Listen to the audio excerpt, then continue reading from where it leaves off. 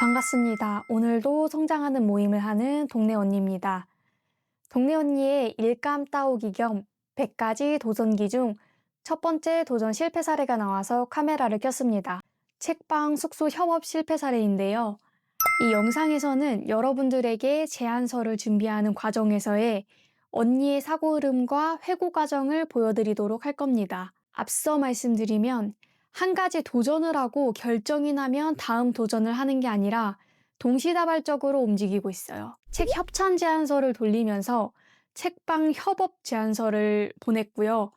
프리마켓을 준비하는 등으로 움직이고 있는 거죠. 그 중에 빠르게 결정이 났다 보니까 여러분들에게 그 소식을 알리려고 미리 100가지 도전 중 첫 번째 도전의 실패 소식을 전합니다. 지금 기분을 알려드리자면 아무 생각이 없습니다. 왜냐하면 아무 생각이 없기 때문이죠. 지금까지 수많은 모임을 기획하는 과정에서 많은 인플루언서와 브랜드들이랑 협업 과정을 해왔습니다. 제가 제안을 하기도 하고 제안을 받기도 하는 입장에 있다 보니까 서로 윈윈할 수 있는 구조라면 오케이 하는 거고 아니면 아닌 겁니다. 그래서 거절을 한 거라고 생각을 하기 때문에 저는 제가 할 일에 집중하면 된다고 생각을 합니다. 제가 그곳을 선택했던 건 그만큼 좋은 장소라고 생각을 했기 때문에 컨택을 했을 거고 더 잘 되길 바라는 마음이고요. 직접 뵌 적은 없지만 저와 마음씨가 동일하다면 같은 마음으로 생각해 주실 거라고 생각합니다. 서로가 잘 되면 좋은 거죠.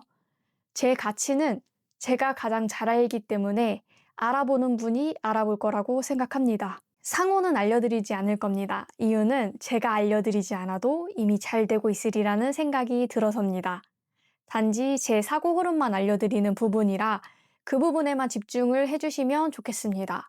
아니, 실패한 제안서인데 왜 갖고 오냐 라고 얘기할 수도 있겠지만 어떤 분들에게는 이 제안서를 어떻게 써야 하는지조차 모르시는 분들이 있을 거잖아요. 제가 이번 제안서에는 실패했지만 저번 대형 모임에서는 제가 협찬 다 따왔습니다.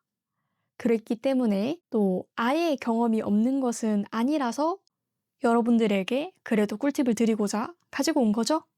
네, 그렇게 너그러이 생각해 주시면 좋겠습니다. 저는 제안서를 많이 써본 적은 솔직히 많진 않아요. 다만 함께 일했던 호스트들이 마케터였습니다. 제가 제안서를 많이 안 쓴 이유는 그들이 쓰면 됐기 때문이에요. 저는 검토만 했고 제 역할이 그거였어요.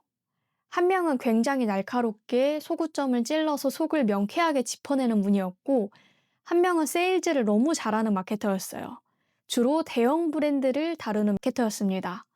그러다 보니까 서당계 3년이면 풍어를 넣는다고 저도 멀리서 보고 배운 거죠. 참고로 저는 마케팅을 배운 적이 없습니다. 그렇게 몇 년 동안 하다가 제가 그분들뿐만 아니라 다른 분들과 협업을 진행을 해오면서 다른 분들과 일할 때 제안서를 써보고 감을 익혀간 거죠. 호스트로 점차 인지도가 올라가다 보면 여기저기 제안이 참 많이 들어옵니다.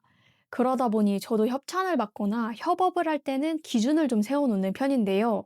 하지만 지금은 제가 동네 언니로서 제안을 하는 입장으로 가보는 거니까 추후에 다른 도전 영상에서도 나오겠지만 책을 협찬받으려고 할 때도 제가 어느 정도의 기준을 좀 잡아놨습니다. 그 이유는 동네 언니라는 브랜드의 색도 중요하기 때문인데요. 동네 언니는 어떤 색을 내고 있는 사람인가? 동네 언니의 결이 맞지 않는 협업이나 협찬을 받아오게 되면 저를 좋아하는 사람들 머리 위에는 물음표가 뜨거든요. 동네 언니랑 안 맞는다는 생각 때문에 물음표가 떠요. 예를 들어 볼게요. 저는 내면 중심의 모임을 주로 합니다. 또는 빠르게 실패하는 모임을 해요. 그런데 난데없이 소개팅 어플 협찬을 받아오면 이상하잖아요. 그러니까 최소한의 기준을 잡았어요. 제가 이 공간 같은 경우에는 어떤 부분을 좋게 보는지에 대한 부분을 먼저 다 적어봤습니다. 이 공간 같은 경우 책이라는 공통점이 있잖아요. 그리고 제가 당시에는 예약 발행으로 올려놨었지만 포도책방이라는 책에 직접 갔었고 책을 굉장히 많이 읽고 리뷰를 올려놓은 상황이었습니다. 물론 예약 발행이었지만요. 그렇기 때문에 그 공통점이 있었고요. 이 공간에 좋게 보는 부분에 대해서 먼저 다 적어봤습니다. 그리고 다른 북스테이와는 뭐가 다른지에 대해서 상세하게 분석을 해봤어요.